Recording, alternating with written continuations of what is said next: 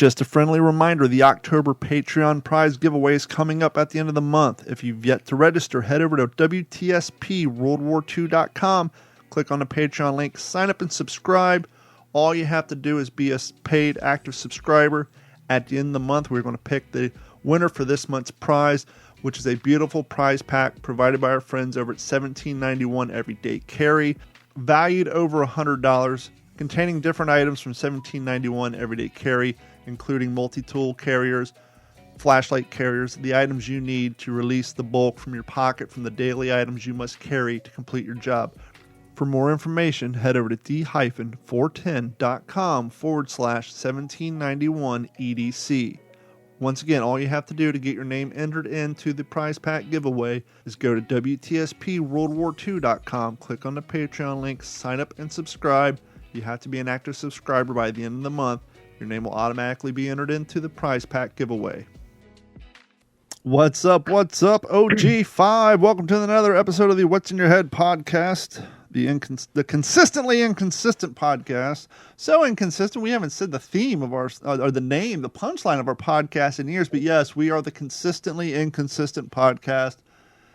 And we're playing catch up. We've been gone around the southern United States, hurricanes and floods and this and that, and holy crap. I've lived through, I don't know, how many hurricanes have hit this general area since Hurricane Charlie? 7? Oh, yeah. Charlie, Irma, Wilma, Ian. I forgot all about fucking Irene. I saw a license plate that said Irene. You know, I still, on this computer tower, and we'll segue into this, I have on the top of my computer tower, Beasley Broadcasting Group event, Hurricane Wilma. I think it says something 15, 2005, all access pass. Hurricane Wilma affected Central Florida so bad, Immokalee, those areas, that K-Rock did a food drive, and then they put on a concert at the formerly Germain Arena, now Hertz Arena, had AC/DC playing. Bullet Boys was playing. Here's a fun fact. Not Bullet Boys. Yeah, Bullet Boys. Here's a fun fact. Bullet Boys were huge in the 80s, right? Yeah, yeah. When I moved down here in 2005 and I started at computers, I was driving around a work van. I only had an AM/FM radio. And that's kind of how I got into Stan Haney. So in the morning, I would listen to whoever was on the political talk station in the AM. And then around noon, I'd listen to Rush Limbaugh. And then at 2 o'clock, I'd listen to Stan and Haney. And since I was working long hours, from 5 to 10, I was listening to the new show on K-Rock called The Liz Wild Show. And I started calling into there and kind of got a character name for myself. So before I was ever D-Train on 96 K-Rock, for a short period of time, I was known as Donnybrook. I would call in and joke around. And then so the night they were doing the Wilma thing, Liz Wild and them were broadcasting from behind the arena. So I drove down there with my camera to get photos, start talking to them. One thing led to another. They gave me a all access pass, and then I went in and watched the show. But back to the Bullet Boys, I can't remember how or why, but for some reason the lead singer of the Bullet Boys was there, and the idea was, I think at the end of the concert when AC/DC was playing, they were going to do Highway to Hell, but they're going to have all the singers from that night's bands on, right? So all the people who were there, I can't remember who was all there. I probably could Google it and find out, but the lead singer of the Bullet Boys is trying to remember the second verse to Highway to Hell. Let's see, Hurricane Wilma Relief K-Rock 2005. Concert disaster relief hurricane. Here we go. Newspapers.com. Let's see here. Oh, wow. This is so old. This is a photocopy of a newspaper clipping. Oh, wow. Let's see. Blah, blah, blah, blah. Community Gulf Coast. Yada, yada, yada. There's the title, but where the hell's the lineup? Let me see if I can find another one. I just want to get the lineup. Hurricane Wilma, October, blah, blah, blah. AC/DC, here we go. AC/DC K-Rock Katrina Relief Benefit Concert, Germain Arena. on DVD Rock Report. What the hell? $8.99. What the hell is this? Oh, is this a CD? Did they record that? DVD format. Yeah, it's a DVD. Here we go. Concert was to support victims of Hurricane Wilma through the Beasley Disaster Relief Fund and John Entwistle Foundation. The concert featured rock greats Brian Johnson and Cliff of AC/DC, Buck Derma of Blue Oyster Cult, Rick Nelson and Rob Zander of Cheap Trick, Joe Lynn Turner of Deep Purple, Eddie Money, of course, Mark Farner and of Grand Funk Railroad, and Loverboy. And so the cat from Bullet Boys wasn't on the bill. Somehow he knew somebody. He ended up in town. And I remember he was standing out back and they asked him to come on to do the Highway to Hell. And he's like, I don't know the lyrics. This is 2005. I don't even think the iPhone existed yet. I had a Nextel. And so no one had access. No one could just pull up Google, right? This is 2005. Not that long ago, but long enough ago that people didn't have smartphones. So I actually got out my Nextel, called Gordon, my brother, formerly of this show, in Vegas. He Googled the lyrics and then read them over the phone to the lead singer of the Bullet Boys. And so here I am. You know, I'd called in. I had a over the phone, much like the Guardian or whoever, you know, Stan Haney listeners, you know, the people who'd call in. So they knew me through phone calls, and now they're meeting. So I'm meeting them for the first time now. Here I am backstage pack, standing back here, and I see Stan and Haney, and I didn't know them yet. I'd called them a few times, and but yeah, so that was like weird. Sadly, Annie Whitmore, aka Liz Wild, unbeknownst to me. Quick fact. So I started calling in. After that night, befriended them. We started hanging out. Me, her fiance / producer Mickey, and we started coming up with ideas. Well, at the time, do you remember the Cape Coral Elvis? No, I don't. There was this crazy that. guy who had a duplex on Santa Barbara, about 3 blocks from Sunsplash, and he had his front yard was full of all these little Catholic knickknacks and icons, little, you know, the little candles like the Hispanic shoes of the Virgin Mary and the little crucifixes and the like little displays. But he would stand out on the sidewalk, dressed in his poor man's cheap Halloween polyester black jumpsuit. His hair was gray, but he had a dyed shoe polish black, wore this Elvis, and he would literally stand out on a sidewalk doing scissor kicks and all that shit. And so he kind of became a local icon in Cape Coral. He was called the Cape Coral Elvis. Well, Tom Green had his show on TV, and he ran this contest wanting people to submit videos of why he should come visit their town. And I got a copy of this VHS tape, full-blown, full-size VHS tape, not mini DAT, not 8mm, full-blown VHS tape. Two high school guys and a girl walked over to Elvis's house on video, and they sent this to Tom Green. And they said, hey, you know, can we see a tour of your house? They're assuming it's just full of Elvis paraphernalia, right? They walk in there, and it's wall-to-wall naked dude from not like hardcore porn, but like Playgirl centerfolds. And so it was like the creepiest thing, because this guy's 60-ish, 70, dresses up as Elvis. They walk in it's a mix between Playgirl centerfold ads and Catholic paraphernalia.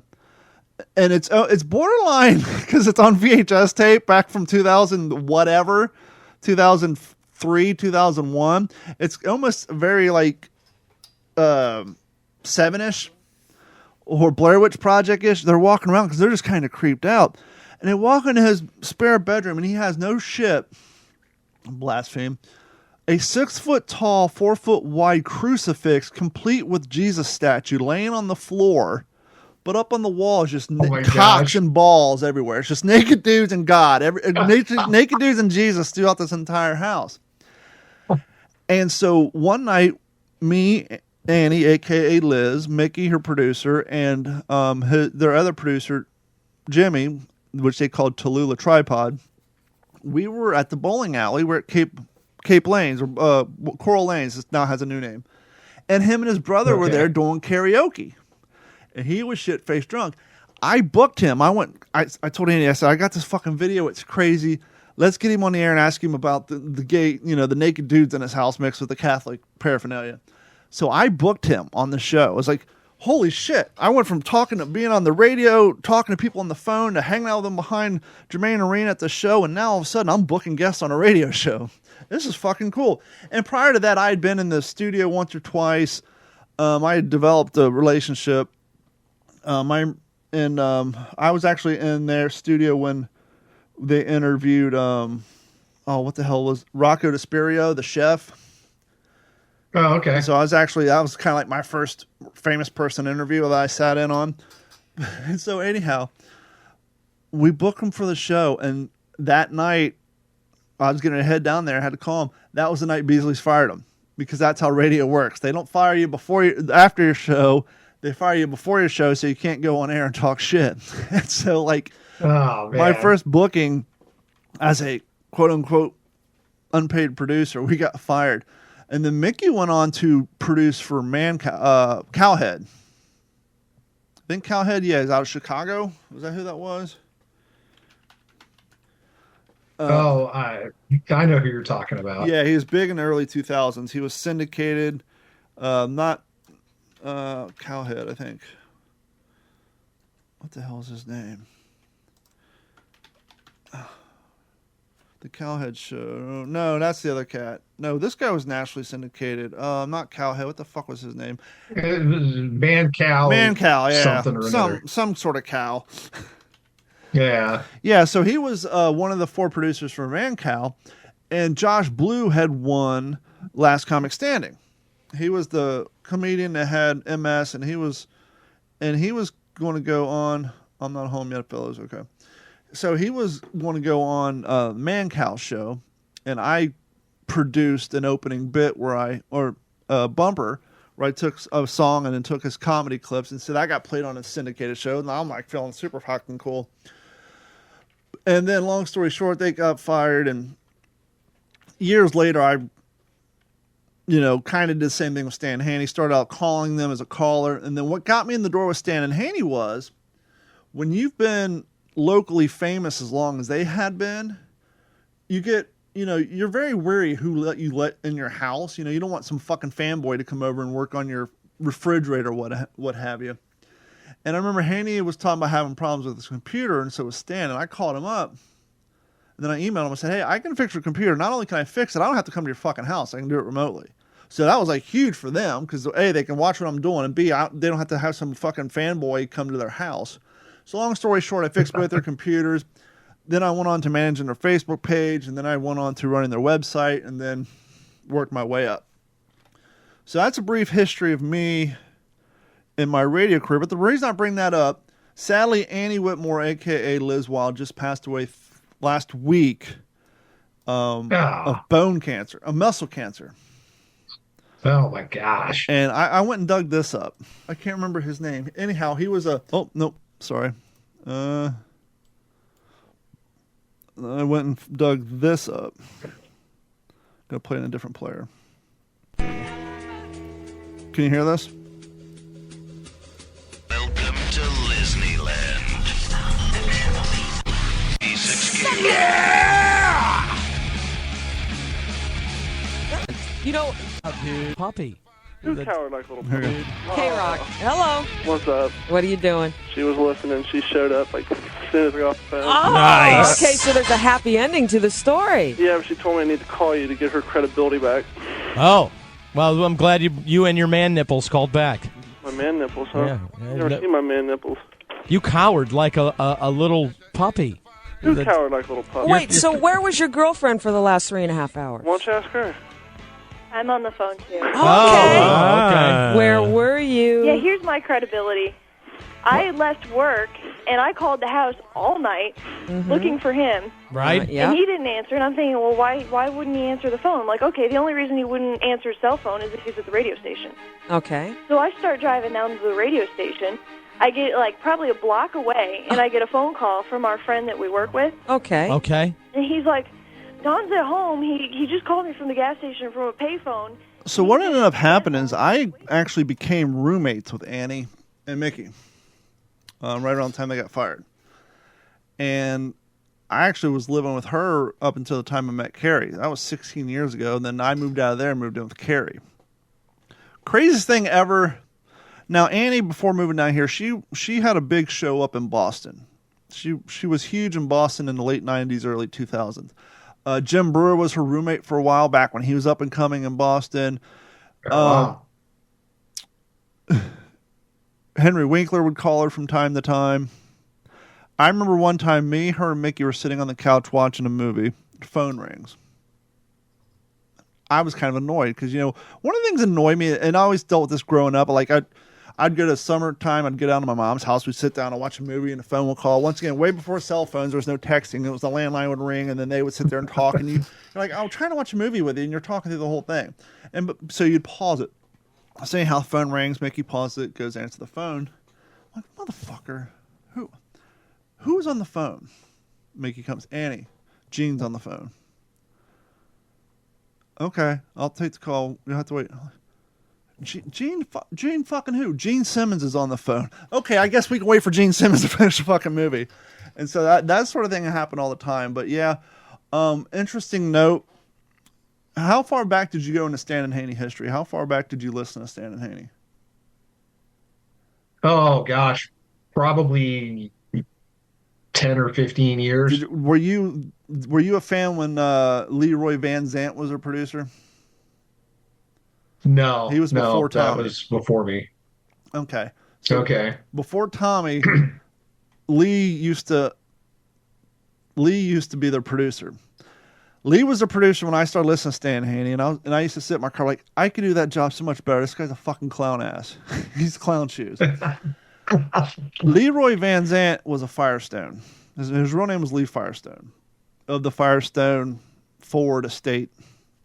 And he grew up with his Firestone money and, had a great childhood and young adult era. And then, so he really, even when he got to that late 30s and 40s, he still didn't need a full-time job because he still had some of his Firestone family money. And so apparently he was a diehard Stan and Haney listener, and they had lost some copies of their show, and Lee was a fan, and he called him up, said, hey, I have copies. I record your show every night. And so he kind of became a producer that way. But they called him Leroy Van Zandt because he looked like he played for Leonard Skinner. I mean, he had the long hair, a cowboy hat. Anyhow, when Liz and them got fired, Lee got fired too because he was kind of hanging out with them, and you know how radio is, no loyalty. And then that's when they brought Tommy on.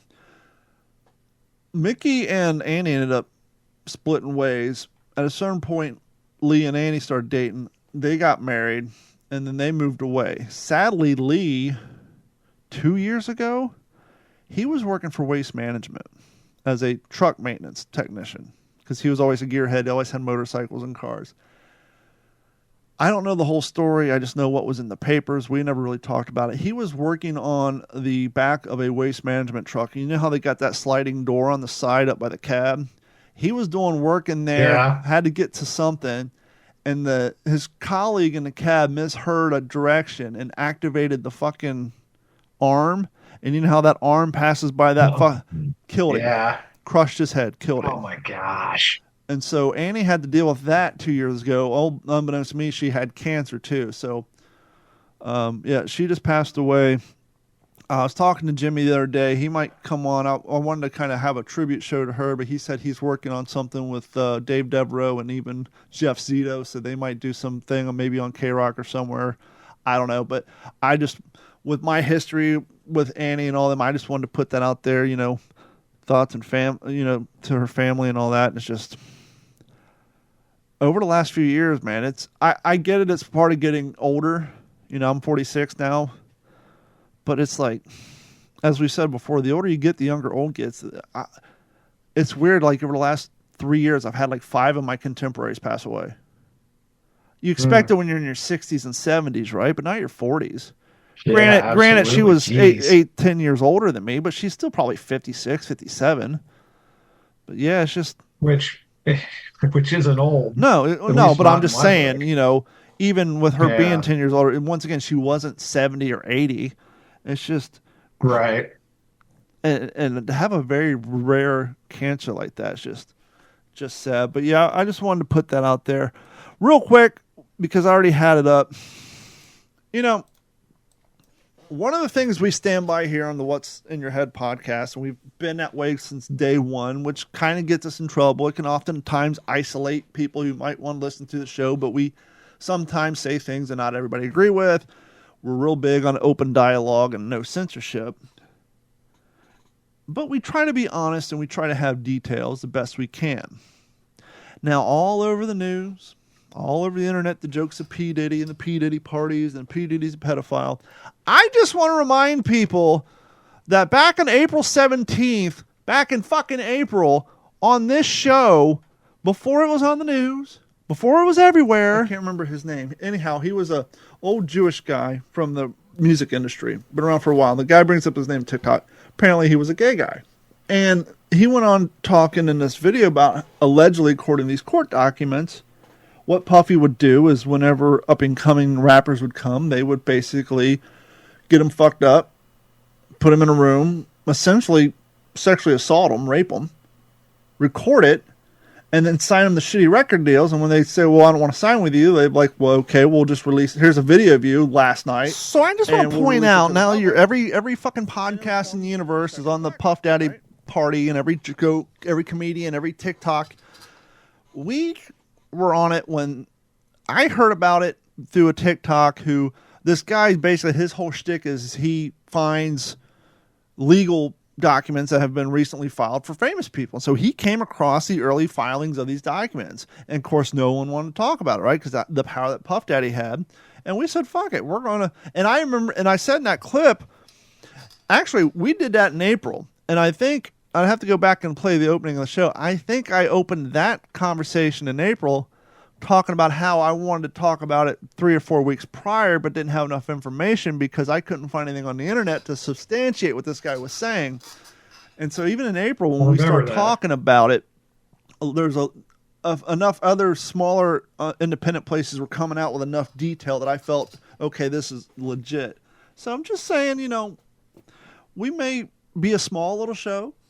We may sometimes scare people off with our content, but we're ahead of the fucking crowd, which I've always been in my life. But anyhow, so I just wanted to point that out and just say, sometimes we talk goofy shit, but sometimes we're ahead of everybody else. So just keep that in mind. And we want to thank the audience who's been here for the last 5 years. And please just, to steal a marketing slogan from Stan and Haney in 2004, tell a friend, tell somebody, introduce them to the show, and just pass this along to someone who, likes to talk, not afraid of, getting their feelings hurt, and just being open and honest. But yeah. So we were gone due to Hurricane Helene and then Hurricane Milton. But so we're going to play a little catch up. How did you fare first and foremost through Helene? Did you have it? Because even though the storm didn't hit us, Helene was a very weird fucking storm because it caused more damage via water and flooding than it did any wind. Not only here, but in Tennessee, Georgia, and sadly North Carolina. Oh, yeah. Oh, boy. That little nothing storm. I mean, what was it? Was it like a Cat 2? I think it was it a 3? Hurricane Helene. Death toll. Let's see. Was it a 3? Cat. No way. It wasn't no Cat 5. What the hell was it? It was a Cat 4. Okay. This episode is brought to you by our friends over at Fume. Fume cartridges are crafted from medical-grade polyester designed for use with essential oils. Fume, a non-vape, non-nicotine, non-tobacco device, works by replacing the hand-to-mouth fixation, calming nervous tension through fidgeting, and distracts you from the bad habits with delicious flavors. Psychologists have shown stopping a bad habit cold turkey is very hard for your brain. The Fume handheld device has a built-in fidget, also has a weight similar to most vape pens. If you're interested in replacing old bad habits with new good habits, head on over to tryfume.com/D410M and get yourself a free pack of toppers with your purchase. The toppers is a perfect new accessory designed with your comfort in mind. Slip it onto the mouthpiece for a softer, warmer feel. So replace those old habits with a new habit, a good habit. Simply go to tryfume.com/D410M. That's tryfume.com/D410M. Winds of 135, storm surge 13 to 18 feet. So Helene came, and we were really concerned because my dad lost his trailer in Ian due to 4 feet of water, and he just moved back into it 2 months ago. Mike actually went over and helped us plumb in the water and get the water plumbed up. Whole neighborhood was redone. As we spoke before, his trailer was built in 1974. He bought it like 3 months before Ian, after his wife passed away, and he sold his house in the Cape. His plan was to, hey, I'm going to pay off all my bills, buy this trailer in fucking cash, and live off my pension, retirement, and fucking, hey, I'm 5 miles from Sanibel, 5 miles from Fort Myers Beach. I'm in a fucking band. Things are going pretty fucking well for me. Moved in, bought the place, tried to get insurance. They gave him everything but flood insurance. They wouldn't give him flood insurance because it was hurricane season. Told him he had to wait until hurricane season was over, and then they'd give him flood insurance. Lo and behold, Ian came, 4 feet of water in his house. If you go watch the YouTube videos on, go to D410 Media and go to our YouTube and then look at the playlist Hurricane Ian. You can see me carrying like brand new mattresses still wrapped in plastic, but they got those stupid vent holes in them, so it's still filled up with salt water. All this brand new shit. And so we were concerned with the storm surge that his trailer would get fucked. And so he stayed here. We didn't take down my fence. It was getting a little rough and tumble. Everything was good. Not a problem. How did your neighborhood fare? Because your neighborhood's older and it kind of sits kind of low in a bowl, doesn't it? Kind of a little bit. Yeah, a little bit. It is an older neighborhood, but for Helene, it wasn't too bad. I mean, we really didn't have anything, really to speak of. Now, what was interesting with Helene is prior to Helene, I had bought plane tickets because my mom was scheduled to have her triple bypass surgery on the 5th. And so Helene hit on the 26th, and I bought plane tickets to fly out. Let me pull up the calendar here. So it hit on the 26th. I was supposed to be on a plane on the 27th to fly into Kentucky because my thing was I wanted to hang out with my mom for 3 or 4 days before her surgery and then be there 3 or 4 days after her surgery. Because I haven't seen her since I flew up for a funeral in Ohio like 2 years ago. So sadly, I don't get up north to see my family unless I'm going to a wedding or a funeral, it seems like lately. And so I want to get up there and hang out with her. But we were concerned with this damn hurricane because I'm looking at the path and the cone was going right up Florida, right up Tennessee, right up Georgia, right up Kentucky. And that's my flight path. That's where I'm supposed to go. Flight didn't get canceled. Made the horrible mistake. For what it's worth, look, I don't fly a lot. I used to could when I lived in California. I don't fly a lot. A lot of my places are within driving distance. So I made the mistake of booking with Frontier. Good news is with Frontier, it's a direct flight. Bad news with Frontier, you're sitting on a lawn chair and everything costs money. I'm 6'5", and At least it's not a milk crate. it might as well be. I mean, the thing buckles. I put a video on TikTok. You can see like I have no space between my knee and the seat in front of me. It's like literally rubbing. I'm in the middle seat because I didn't want to pay $45 extra for a lawn chair in the aisle seat. Ooh, you can pick your own lawn chair. And so, back in the day before flight became Greyhounds of the Sky, back when we still had decorum, back when airlines cared about people. I mean, even when we were booking cheap flights, I remember when I lived in California in 2001 to 2003 and I had to fly back here or fly to Ohio, I would get a Southwest flight, fly to like fucking Chicago, hang out in Chicago for 3 hours and then fly to Kentucky. It was like, $249 round trip, 2005 money. So it was still considered a cheap flight opposed to a $500 direct flight. But even then, I remember you'd walk in, stewardess would see you. She's like, wow, you're a tall motherfucker. Clearly didn't say that, but that's what she was thinking. She'd say, you're pretty tall. Would you like a bulkhead seat for the extra legroom? It's open. Please. Thanks. Right this way. Sit me down. Or emergency aisle seat. Can you do the exit? In a case of emergency, are you capable to help get people off the plane, this, that, and everything? Absolutely. For legroom, sure. Nowadays, starting back in 2020, you're a tall drink of water.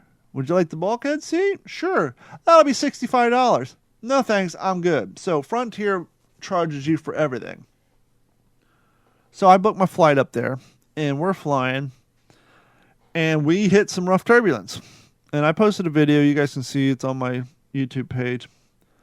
And it's just a lot of head bobbing. So we get near Cincinnati. Now, Cincinnati's always a rough landing because it's at the top of Cincinnati. It's technically an Erlanger, and it's right outside the valley where the Ohio River is. And so it's always windy there on a fucking good day. On this video, you can see, well, first off, he said prepare for landing, and he fucking guns the engines because it's so windy. He actually had to increase speed. So we're preparing for landing, but we're getting faster. Like, well, that's bizarre. I've never experienced that before. And we're shaking. Now, a lot of people get nervous, and rightfully so.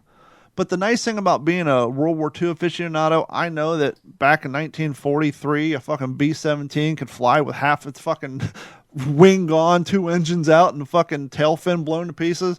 So, this modern day fucking Frontier piece of shit plane is going to, we're not going to fall out of the sky, It's not exactly flak. It might feel like it, but we're good to go. But I swear to God, when we hit but I pulled the camera. I was like, well, if we're going to wreck this bitch, I want to get it on film. Content. And so we're coming down, and you can see in the video, everybody's heads are shaking. And when we hit the ground to make a landing, the whole plane bounced and then coasted to the right. When I landed in Kentucky on Friday, they were getting 50-mile-an-hour gust of winds. So if you think about it, I experienced Helene from the start, missed the worst part, thank God.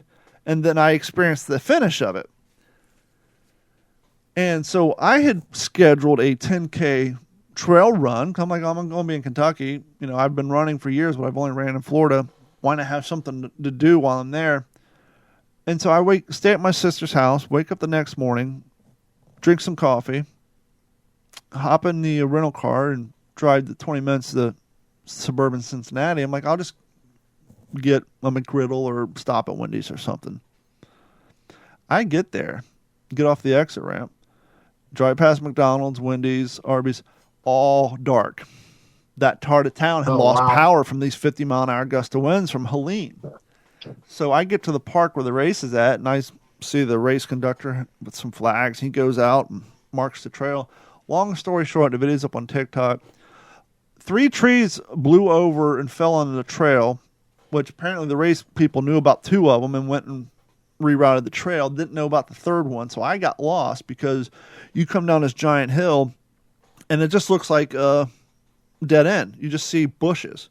Well, they weren't bushes. It was the foliage from the tree that fell. This wasn't like a small, a small Florida tree. This is a fucking Cincinnati 80-year-old tree that fell over. And so the only people who knew where to go, the people who run locally. But long story short, that video's up. And so, yeah, I had to deal with the hurricane and all that. And then dealing with my mom. And then I wanted to stay. My brother flew in Friday. I was supposed to leave Friday. So I got there Friday. And then my mom's surgery was on the 2nd. And then my brother came in that Friday, and I was scheduled to fly out that Friday. So I wasn't going to see my brother, but I changed my plane ticket, paid a couple extra bucks, and moved it, and I stayed. Well, then here comes Hurricane fucking Milton. And I'm like, oh boy, I need to get down there and prep my house. Now, I said don't fly Frontier because you're flying in lawn chairs, but more importantly, they have no customer service unless you pay them the $80 a year for their frequent flyer, which I don't fly that much. And I'm already nickel and diamond this trip. you cannot talk to their customer service until it's 24 hours prior to your flight or 24 hours after your flight. So you got technically a 48-hour window to raise issues with tech support. And so I couldn't call to try to get a flight early, which it didn't matter because they don't have flights out of Cincinnati on Wednesdays or Thursdays. It's Tuesday or Wednesday. So I already pushed my flight to Thursday, but now the hurricane was coming. I ended up having to buy a whole nother set of tickets through Southwest. And then I got home quick enough to take down my fence. Carrie's brother came and put up my shutters for me, which allowed me to, I literally woke up at 4 a.m, got to the Cincinnati airport at 5, flew to Midway in Chicago, stayed up there for 5.5 fucking hours at the airport, flew the 4 hours home, got off the flight. My dad picked me up at Fort Myers, came home, took my fence down in an hour and a half, and then got up the next morning, went and helped her brother take his fence down, and then came home and sat through the hurricane. Luckily, it didn't cause a lot of stress here. Then I woke up the next day, put my fence back up, took my shutters back down, and just been playing catch up since then. How was your house with Milton? My house was okay. My neighbor lost his fence from a tornado, and still there's probably a 35-foot cargo trailer in the yard behind me and one over that's laying on its side. Did you see that picture of that fucking 20-yard? What's the construction dumpsters that they go by? Yards?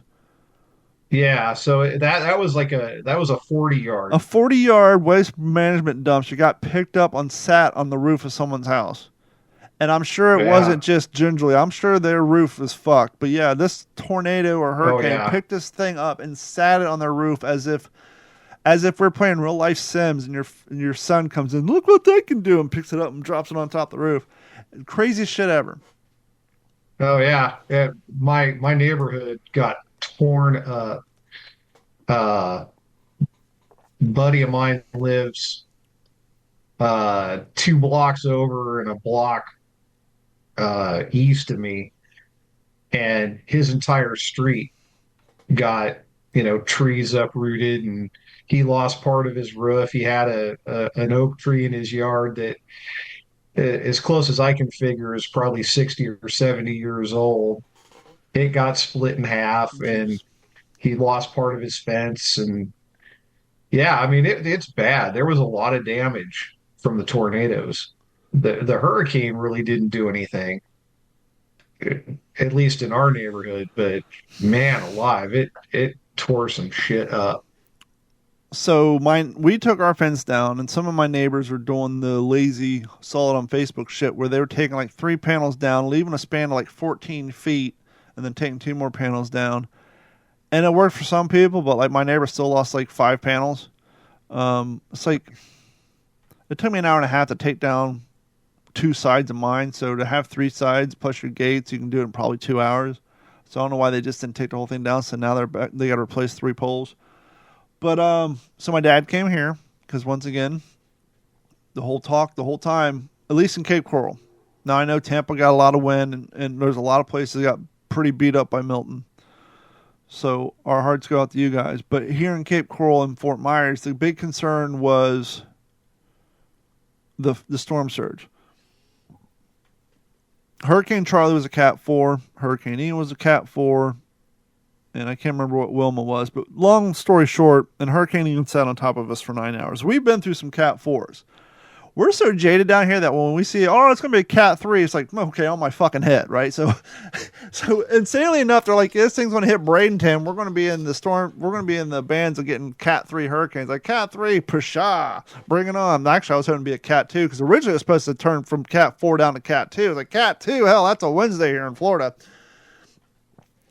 So, but it was a Cat 3, and my dad stayed here, and we're trying to watch the storm surge charts, and they're, I think Matt Devitt on Wink News said if you didn't get any flooding during Helene, the storm surge is going to be pretty similar to Helene.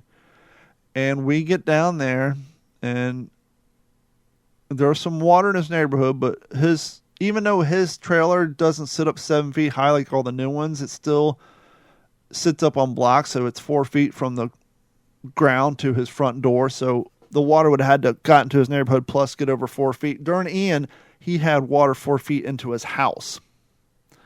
So it was up 8 feet.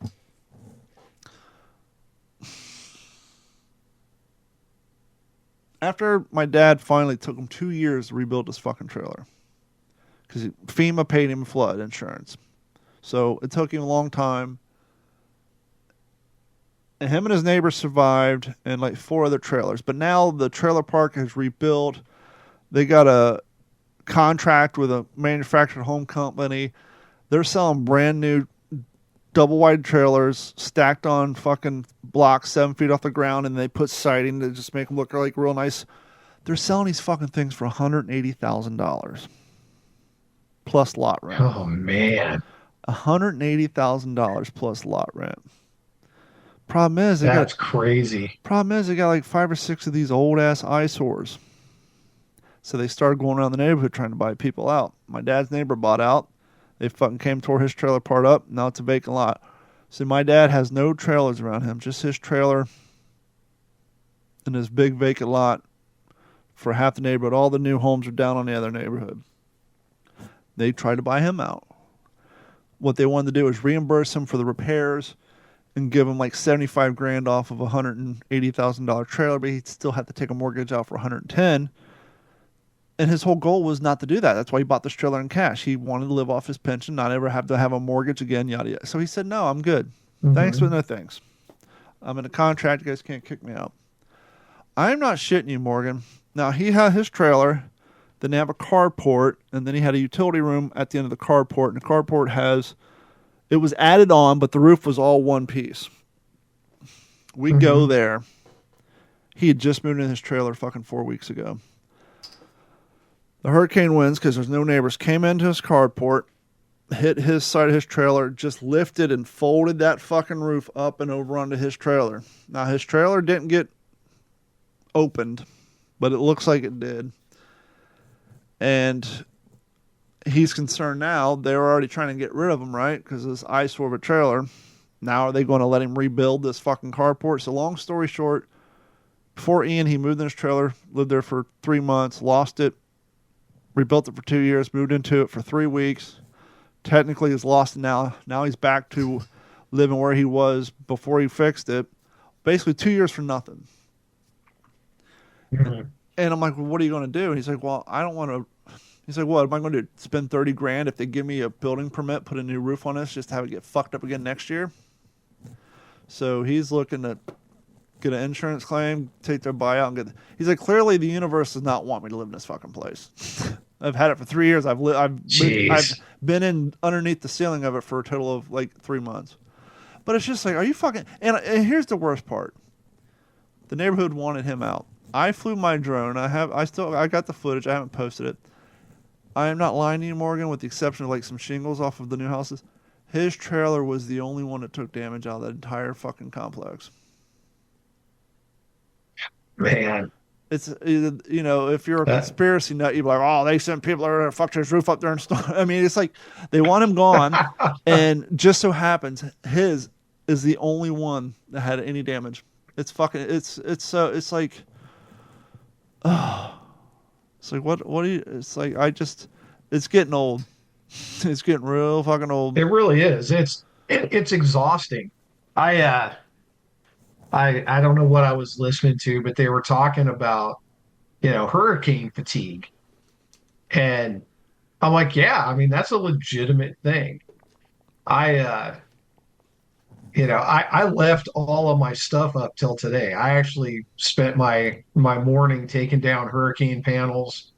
And, thank you, by the way, for the garage. ones you gave me that I gave to my father-in-law. He did Capconned them up, but yeah. It's the first hurricane he didn't have to dick with fucking 1/4-inch plywood. For those of you who don't live in a hurricane area, nice. For those of you who don't live in a hurricane, because I had to do it in my dad's old house, in my old house, hurricane prep between hurricane shutters versus putting up plywood, is the difference between replacing a transmission laying in your driveway versus replacing transmission with it up on a lift. It's so much quicker and easier, and it's not. It's not. Even if and usually what ends up happening is you go to if you're new to town like we were, and you go to Lowe's, you can't find 1/2 inch plywood. Now you're stuck getting 3/4 inch plywood. And that shit weighs a ton. And then you're trying to find Tapcons. But yeah, so thank you for that. But you just got your hurricane shutters down today? Yeah, put the generator away, did all that. Because let's see.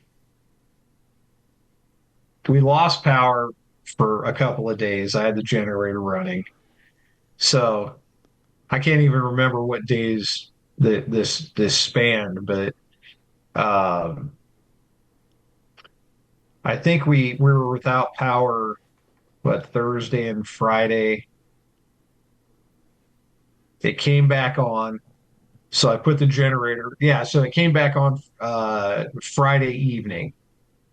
So Saturday I put the generator away, took some of the panels down, whatever. And then Saturday we had power. 1:10 Sunday morning, the power went out again. And I thought, no problem. I just, turned the battery powered fan back on and, went back to sleep. I figured, a couple hours it'll come back on. So 7:00 I woke up. Still no power. So I went and dug the generator back out so I can make some coffee. And, I keep it out in the backyard next to my travel trailer. So I just padlocked it to the tongue of the trailer and put a tarp over it and left it there, thinking this next one, would probably get us too. Now, let me ask you this. I didn't think about it until just now. So you didn't have power in your entire house, but you had to run your generator, right? Mm-hmm. Would it have been easier and require less? Well, I guess really the gas is the gas. I guess the use of gas isn't related to the output of the generator. I was going to say, would it have made more sense just to hook the generator up to your camper and hang out in there a few days because it's smaller, easier to cool, and more self-contained? That would have made sense, except for I had my mother-in-law here. Gotcha. And my wife's best friend, and she has a Great Dane and a Yorkie. Gotcha. See, now, if this was a sitcom from the 50s, we'd have to make a mother-in-law joke about how you locked her out in the trailer. I miss mother-in-law jokes. That was a whole thing in the 40s and 50s. You go back and watch old Looney Tunes from the 40s. A lot of mother-in-law jokes in there. Oh, boy. So your house was the fallout shelter for friends and family. Oh, absolutely, because it was built in 1967. It's a block house. And, I've got, panels, I've got generator, I've got flashlights. I mean, I'm over prepared for this because early on, when I first moved here, I moved here the August before Charlie hit. Yeah, but me too. I moved here 6 months before Charlie. So we moved here about the same time. So I got here August 3rd of 2004. The year before Charlie. 2003. Yeah, 2003. So I lived in the apartments at Metro in Winkler. Okay, I lived over in the apartments next to the Omni Club, which is something weird now. It's Red Cedar Lane. Yeah, so at the time, I think it was Gulf Coast Hospital, whatever it was like right across the canal from me. So 6 hours we didn't have power for Charlie. I was out for 10 days. So I thought, oh man, this hurricane thing's a breeze. No problem. Well, if you remember, Hurricane Charlie was in August because it was the sea, right? Yeah, I think it was, or was it September? Category 4, August 9th. No. And the reason I remember it was August 9th because I lived in a second floor apartment. We didn't have power for 10 days on our building. The unit across the parking lot did. Those fuckers were partying. Meanwhile, I'm sitting in my apartment, windows open, just dying. It's so fucking hot. I Oh, remember, yeah. luckily it was apartment, so we had water. We had no power. So I remember just getting up like 2 in the morning, just filling the bathtub full of fucking cold water and just sitting in it because it's so hot. And then I think finally after like a week and a half, I said, fuck this. I worked at CompUSA at the time. They had no power. I'm going to my mom's. I'm heading to Kentucky. I'm getting the fuck out of here. Made it up to Ocala when my cell phone rang. Hey, power's back on. Fucking flip the bitch, turn back around. But yeah. But what I was getting at was the crazy thing of, hurricane fatigue. Now, for those of you not living in Hurricane Alley, not dealing with hurricanes, even if nothing happens, like this is the first storm out of the 6 I've never lost power, and the reason being is because Hurricane Ian fucked our neighborhood up so much, and actually what was the one before Ian? Irma. Irma was real bad. That's when I worked at the radio station. Our power was out for 16 days. Now, the way the power comes into my neighborhood, it comes in the back, it goes down the street, dog legs back, and then comes up behind my house, in between the people behind me and my house up the street. And what happened was the house to the left of me, they had a tree that fell over and broke the pole, and the junction box the transformer blew up.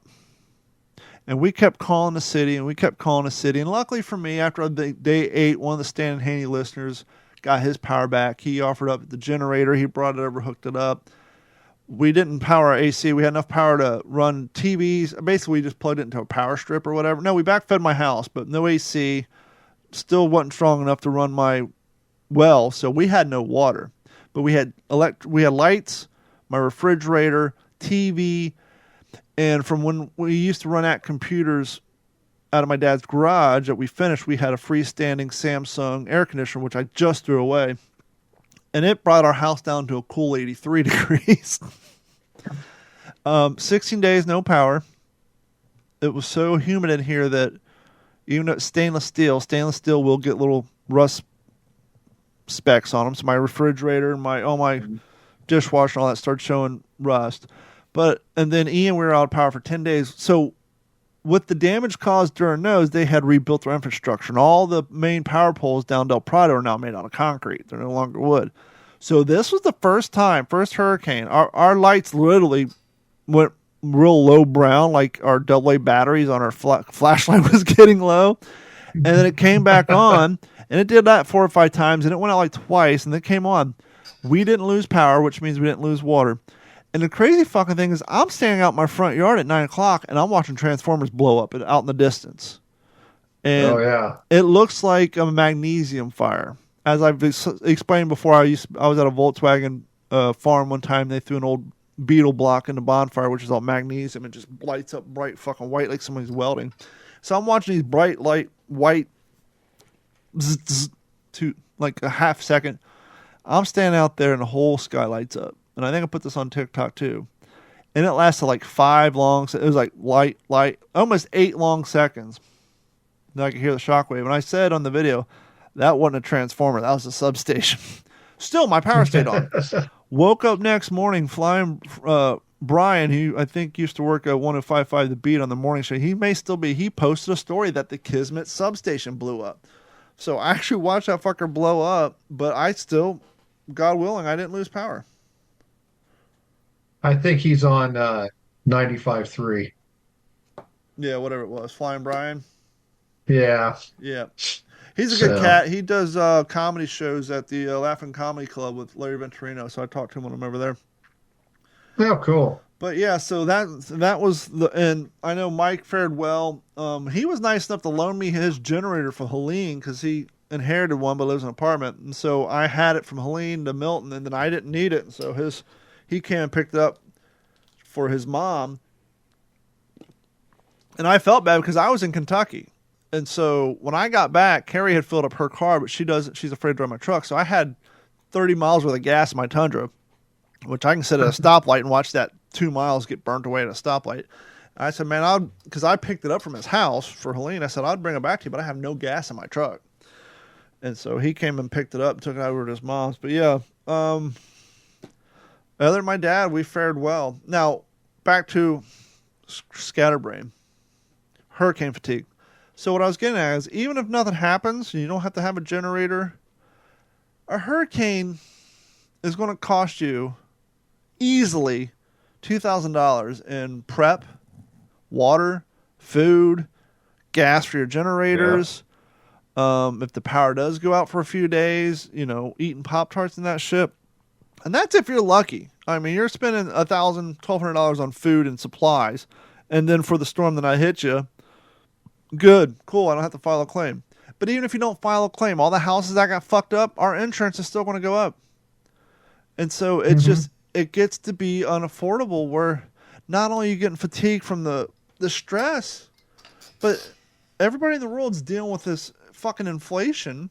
And then when you add hurricane inflation on top of it, even though you didn't file a claim, it's like, I get it.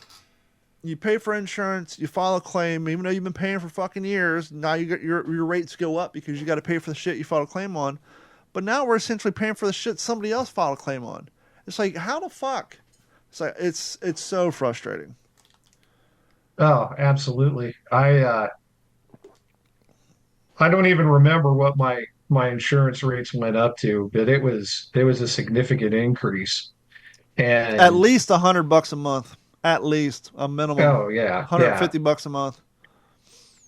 And I had to file a claim for Irma and Ian. I got damage from both of them. And now you look at like Steinhatchee and Tampa area and all through the Big Bend, and that got destroyed. And the rebuilding from that is going to be so monumental that I can only imagine how many insurance companies are going to try to bail out of Florida this time. Well, my dad and I were talking. If things continue to hit Fort Myers Beach like they have been, the entire island of Fort Myers Beach, if that happens 2 or 3 more times, there's not going to be any residents living there. It's going to be fucking nothing but hotels and multi-million-dollar skyscrapers, because the residents who have to file a hurricane claim every goddamn year because their house gets flooded, even though they're up on stilts, cars get washed away, it's going to be unaffordable for a regular person to live there. Obviously millionaires and billionaires can come down and build their mansions up on sticks and have, but regular folk, the people who live there now, because up until recently, we got the new Jimmy Buffett place there, but up until recently, Fort Myers Beach is if you're looking for a tourist attraction, it kind of sucks. It has beaches, then it has a bunch of Florida-style tchotchke shops. There's 80 of them, and they all sell the same airbrush T-shirts. They all sell the same fucking alligator heads. Coming from Huntington Beach, California, I moved down here from Huntington Beach. Oh, yeah. You had surf shops there. They have a surf shop here, but we don't have no surfing. But you could go to real restaurants on Huntington Beach. You want a fucking steak, there's a steakhouse. You want a sports bar, you go to Fort Myers Beach. You have the Cottage, which serves decent food, the Top of the Lani Kai. But other than that, Hooters? And it's just all dive bars and fucking tchotchke shops. Yeah. Well, it was like quaint, old school, beach town. Yeah, but all these people the houses and the people, how many insurance claims can you file on your tchotchke shop before you go out of business? How many alligator heads can you lose in your inventory and fucking airbrush T-shirts and T-shirt presses and shit?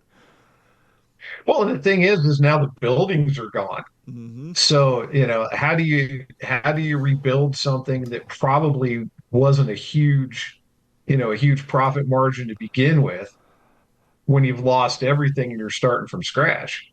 I record everything. Everything's content for me, and I didn't do it. I wish I would have, but it didn't seem relevant. My daughter and I were at Dairy Queen on Fort Myers Beach the Sunday before Irma came. And it was so funny because we were standing on the beach and my daughter freaks out. She started running, what the fuck? A manatee swam next to her, scared the living shit out of her. And then she refused. I'm like, and I saw her, I was staring out. I said, you realize, A, it's illegal to touch them. They can touch you. But B, if people could, they would pay to swim with fucking manatees. You just had one swim by you, and now you're acting like it was a fucking great white. She would not get back in the water. And so we end up sitting in the Dairy Queen right next to the pier. Had lunch there. Miss Bird was flying in, eating French fries. We sat there for an hour and a half. Got up, went home. 2 days later, fucking gone. No longer exist. Wiped off the fucking map from the storm surge. Yeah. Yeah, it's I don't know. I mean, it's at what point does paradise quit being paradise? And that's the question. Carrie's looking at houses in Texas. And she's like, for what our house is worth, I think, obviously, the shit on the internet versus what you get after inspections are two different things. But hypothetically, I could sell my house for about $380 because of the $400,000 house I built across the street. She's like looking outside of fucking Houston, Texas. For $380,000, you can get like a 5-bedroom fucking house. And these are huge fucking houses. And I told her, so what do we need that big of a house for? We only use 2 of our rooms here. I mean, if I'm not in the podcast studio, we're in our bedroom 24 hours a day. But I told her, I said, look, I could hypothetically move. I can work remotely. I don't like the idea of leaving my dad down here, but now with his trailer situation, he's been talking about just fucking hitting the road and going out to Vegas to visit my brother for a few months out of the year and then just traveling around with his camper, going to Ohio and then coming back down here in the wintertime and just doing that route. And so he's my only direct family lives down here, but Carrie's got nieces, nephews, sisters. I'm like, I said, before you go getting your hopes up looking at properties in other states, you need to sit down and have an honest conversation with you about can you leave your family, because that's what you're doing. There's no reason to play Fantasy Island and let's look at houses and talk about how cool it is if at the end of the day you can't move, which I can't blame her. If my dad doesn't and that's what we've got. My mother-in-law's here, and she's alone now. Yeah. Since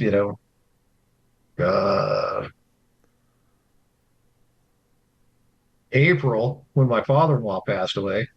So, my sister-in-law and her husband live up in Northport, but it's do we want to leave her here? I mean, it would be very easy for us to pick up and go to North Alabama, where both of our sons moved to. And same thing for what you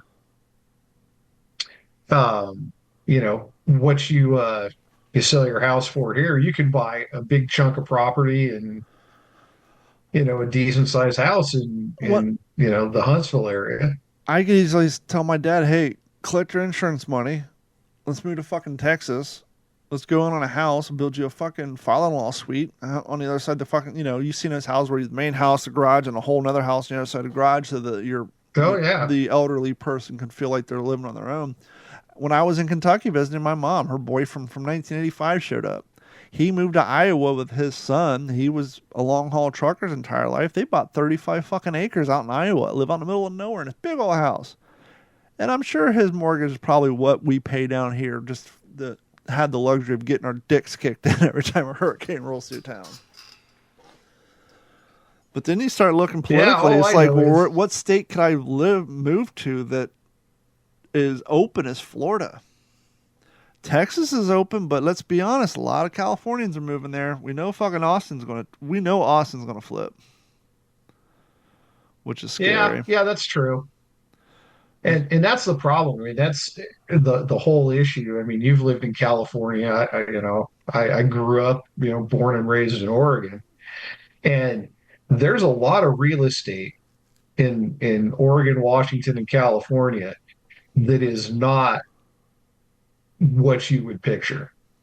And the population centers are in the valley. So you've got, San Diego, LA, Santa Monica. What's the capital? San Jose. Oh, you asked me too quick. Anyway, Sacramento. Sacramento. Hang on. I don't know why my battery's dying. I'm plugged in. But yeah, so it's like the hurricane fatigue is, I think, did I lose you completely? Welcome back.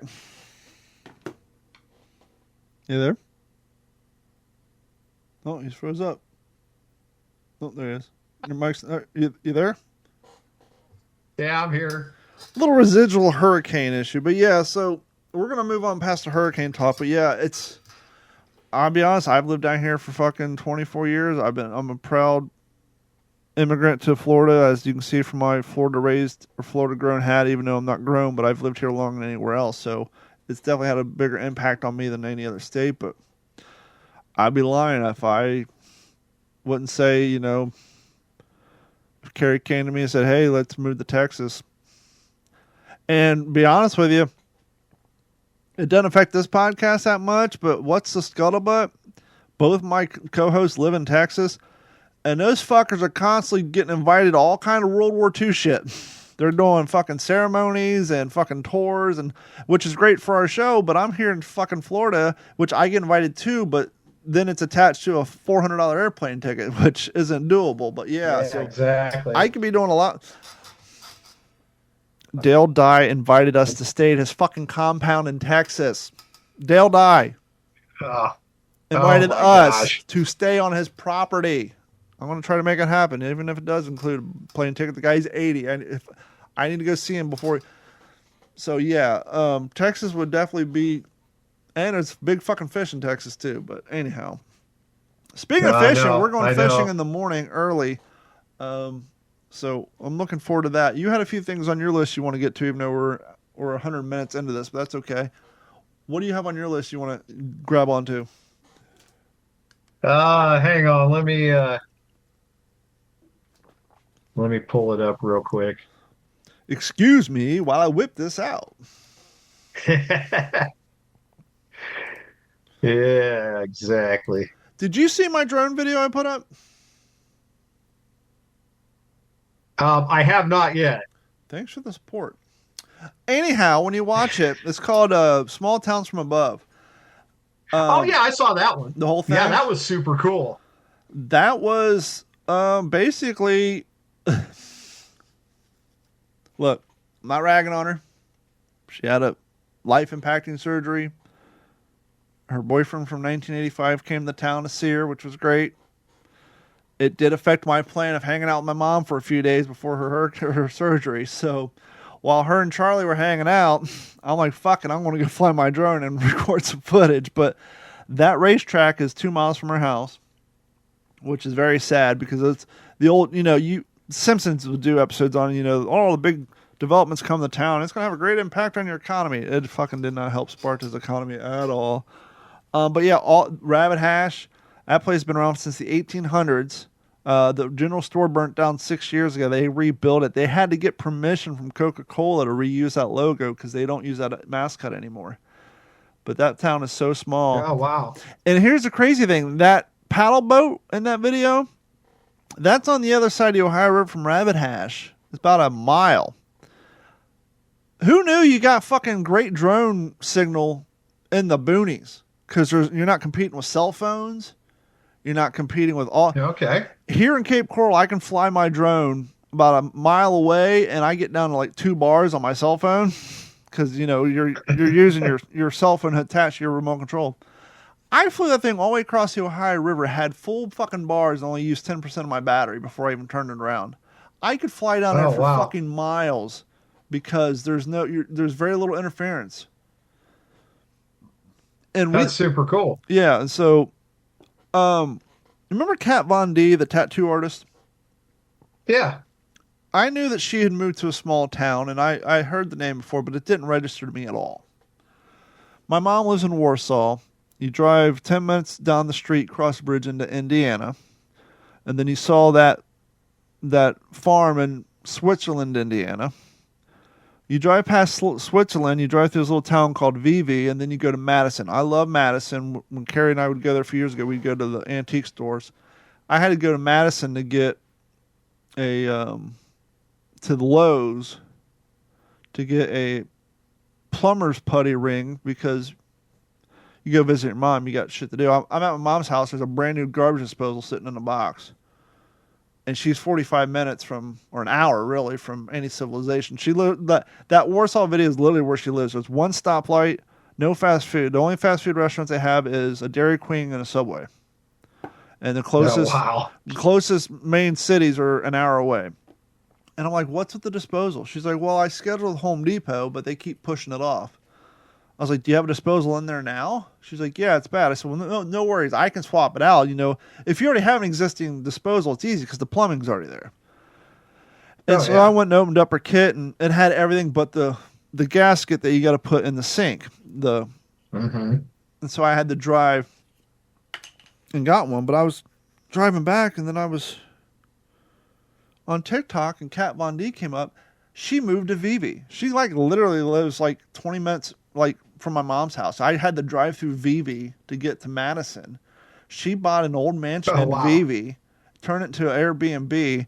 She found God, is born again. She has blacked out all her tattoos, and she runs an Airbnb in a mansion in Vivi, Indiana, which is about 15 minutes from Warsaw.